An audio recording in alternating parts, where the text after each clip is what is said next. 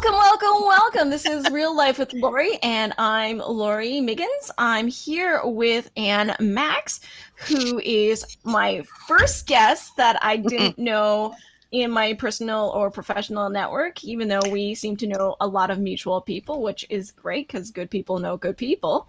I'm on here. The show is about discussing life challenges and how to overcome. It's supposed to be about show about giving others hope and realizing that there's opportunities to overcome challenges and struggles. And today, Anne has given us the honor to be on the show with us. So, welcome, Anne, to being here with us. And why don't you start by saying hi and give us a little bit about feedback about who you are and how you came to Okay. Well, I'm delighted to be here. I was delighted to, I took a look at your past events and delighted to know so many people that you have interviewed. So my name is Ann Max. I am a productivity expert. I help you transform your business into action. And I've been doing this for, I will not tell you how many years, a very, very, very long time. I from Ottawa, right? Presently live in Kemptville, but I will be moving back to Ottawa. And I started off my career at the age of 18, working for my father, or the age of 12, actually, working for my father, who had a ladies' wear store in Ottawa. And I subsequently went through a lot of different jobs. And then about 20 years ago, my life changed yet once again. And I decided to start this business called Productive to the Max. So I really love working with entrepreneurs. I love working with women. I love working with anybody to help them transform their lives, because we all get into situations where we can't get it going. So we're either starting off as an entrepreneur, or we've been doing a lot of things and we're looking around and saying, I just can't get it done. I'm stymied. I'm upset. I don't know where I'm going. I'm trying to go and I can't get there. So I coach you through that process and set you up with an action plan, which we follow, and we talk about your challenges, and we talk about how well you do things, and sort of guide you so that you achieve the goals that you want to achieve.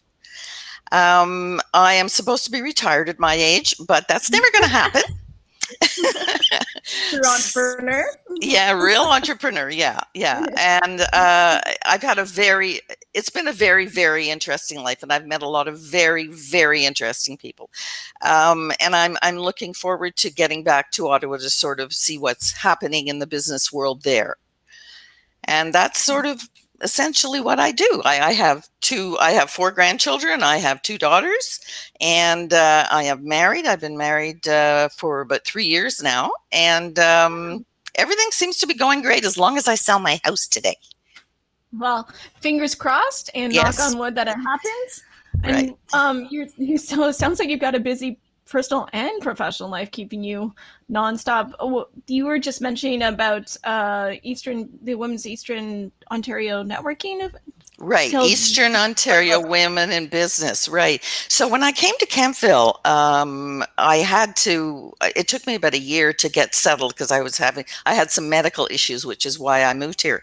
And then I sort of turned around and thought, okay, it's time to get the old business going again, and let's find some networking, events and places for women. So I looked everywhere and I couldn't find anything. There was Brockville Women in Business, which is a very successful group. And I know there's WBN in Ottawa, but there was nothing else here. So there was a group called Kemptville Women in Business, but like all groups and all volunteer groups, the people who had worked at bringing that up and accomplishing a lot of good things had sort of lost interest because their businesses had started to grow and they couldn't do the work anymore. So there were no volunteers. There was nothing. So the first meeting I went to, they had 8 people. So I thought, So I took it over. Essentially, I made a deal and said, I'm going to get a group of women together, and there's some wonderful young women here who really are with it. And so we got a group together, and the people who ran the Kempville Women in Business helped us out along the way, so we wouldn't sort of step on toes and stuff. And in 3 months, we brought it up from 8 to 67 members. And it was Wow. really wonderful. And women getting together are just wonderful. And they started to learn, and they started to share, and they started to laugh, and and they talked. So we did attempt to expand it to Winchester and Prescott and the other areas, but it was a real slog. It was very, very difficult to do that.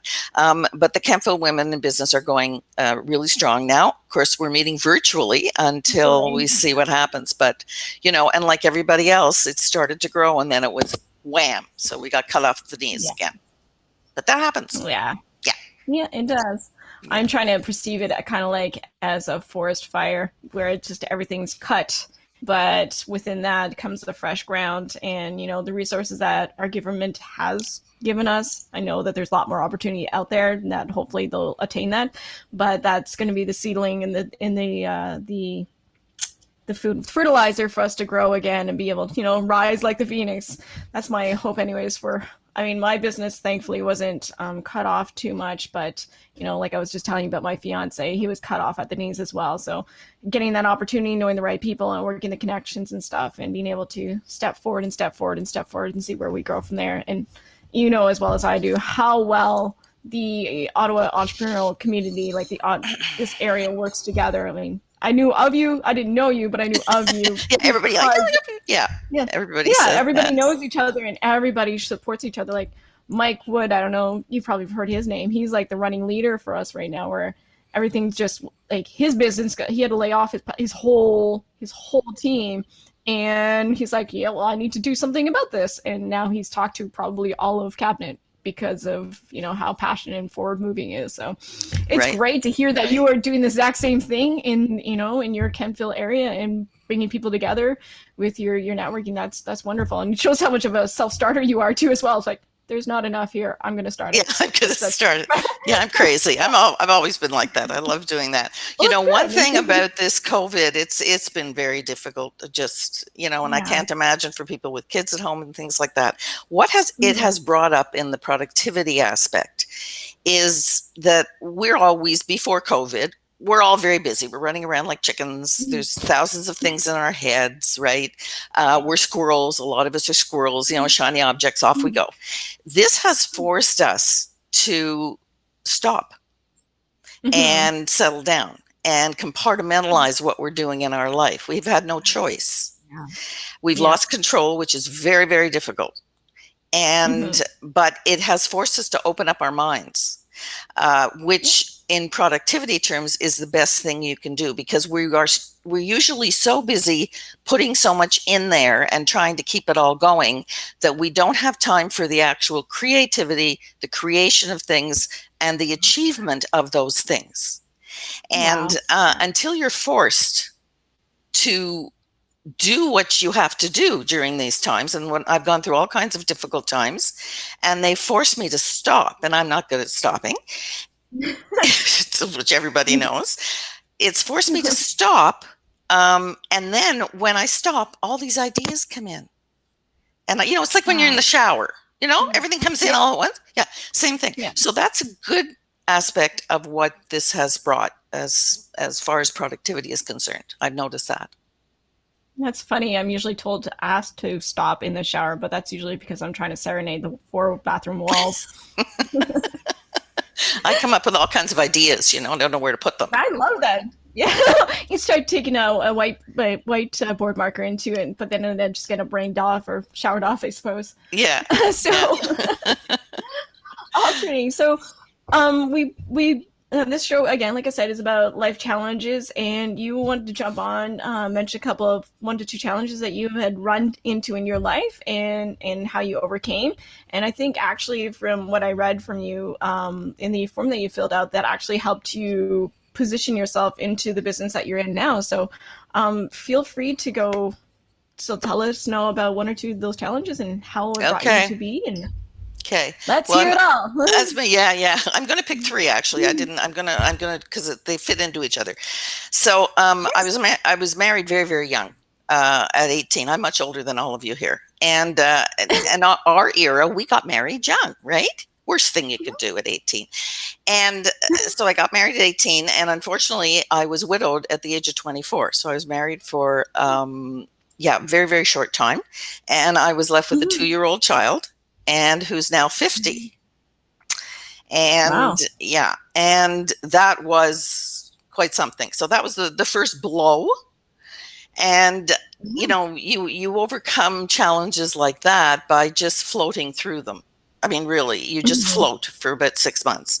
It was a horrible 2 years before, and and afterwards you're so drained and you're so tired that you just sort of can't do anything, so you float. And I find when things happen, you don't really react to them right away. 6 months later you start getting the challenges, Mhm. the depression, feel well, things like that.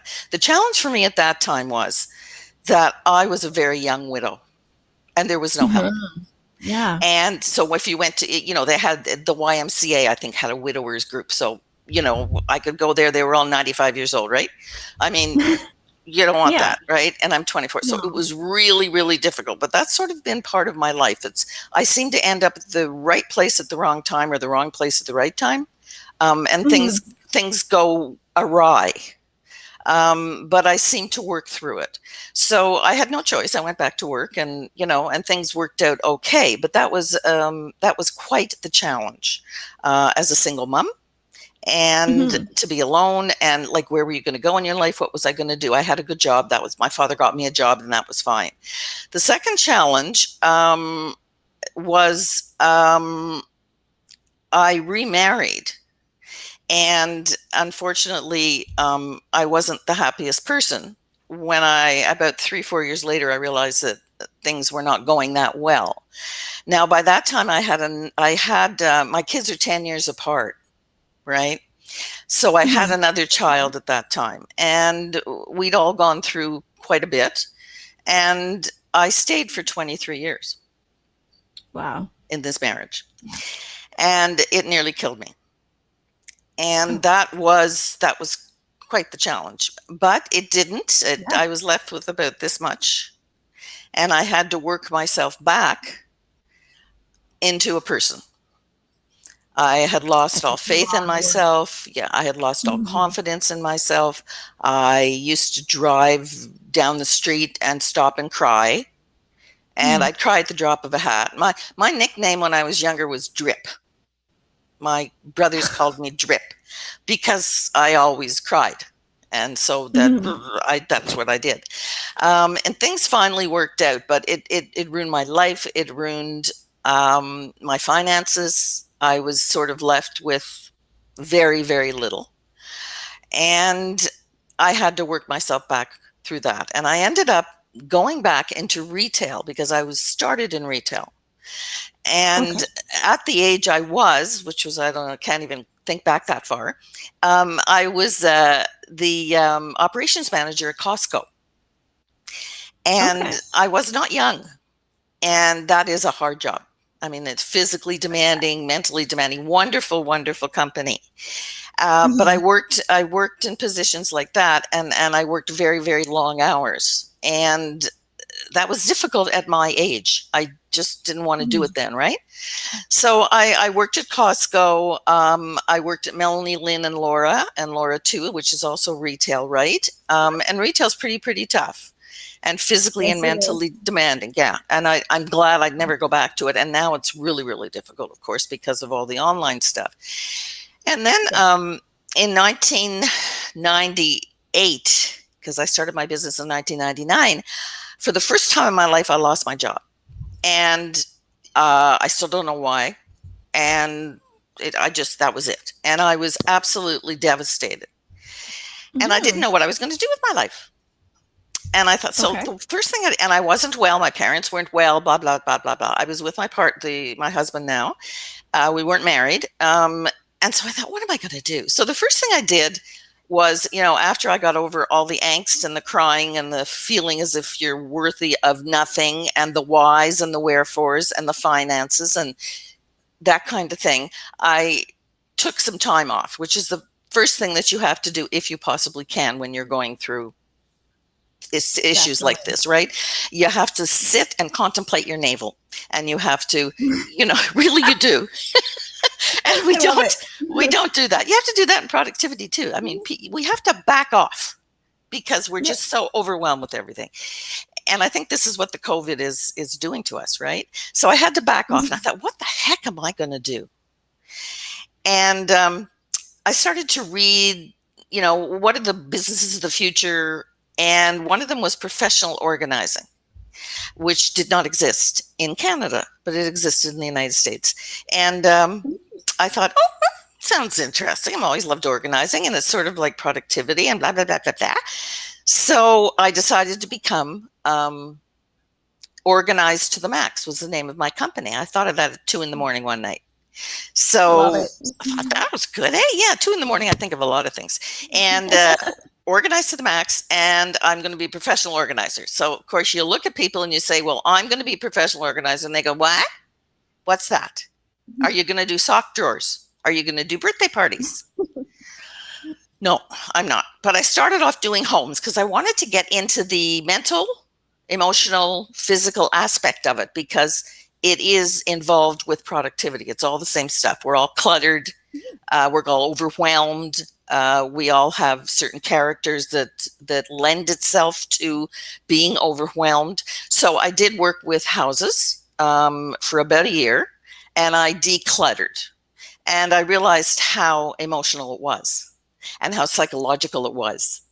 And Yeah. one of the things I wished I've always done is have a psychology degree. I could have used one because it would have really helped me, right? So Yeah. I did that, and then I realized, after going into the last home with a gas mask and gloves and everything else, I realized I don't think this is what I want to do. I think my skill set is better than that, and of course that's what we go through when we go through difficulties. We reduce ourselves to nothing. I'm worthy of Yeah. nothing. I feel nothing. I'm good for nothing. And it takes a long time to build ourselves back up.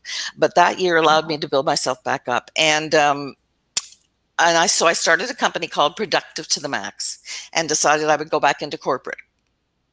So I Okay. did training, coaching, speaking, and consulting. I started to work for a training company. They were wonderful. They did only training for the government. I'd never worked for the government. And from all those training sessions, I ended up getting clients. My first big client was September 11th. Oh, wow. Yeah, yeah. And then the consulting just took off. So That's incredible. it was difficult, yeah. But so there's been, I've had many challenges in my life. I've also had a wonderful life and a very interesting life. But you learn to step back. You learn to understand that there will be better things in the future. You learn Mhm. what not to do. I think you have to learn what not to do to bring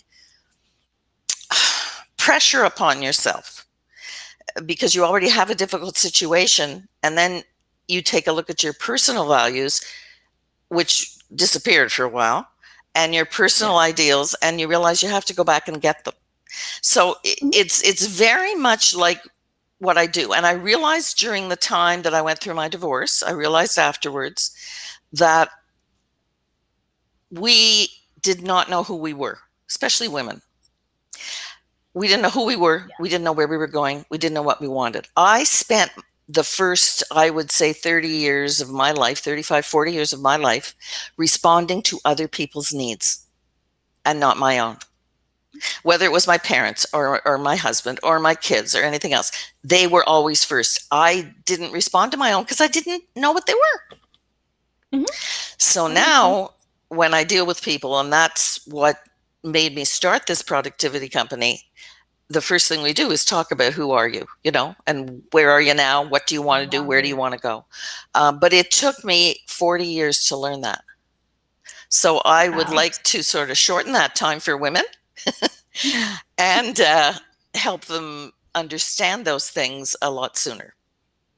That's wonderful. I love how you took such tragedy in your life and developed it into something so good and wholesome and be able to pour it back into not only your community but to people alike aligning with you and maybe even outside, because I'm sure there's a lot of men, people that identify as men, that are still pondering their Mhm. own life experience and stuff, and that's just incredible for you to derive something from something so sad and empty to something so fulfilling and rewarding. It's incredible. I mean, kudos to you and being able to bring it all together and being able to share yourself in such great gifts with the world. That's awesome. Oh, thank you. Thank you. Well, And I thank owe it to you. a good friend of mine because when I started Organized to the Max and then decided that I didn't want to do the houses anymore, um, I met with her and I said, and she said, yeah, and she said, no, no, you're really good. You got to do that, Mm-hmm. and what do you need? And she handed me a check and which I Oh, paid that's back the incredible. next year. Yeah. Yeah.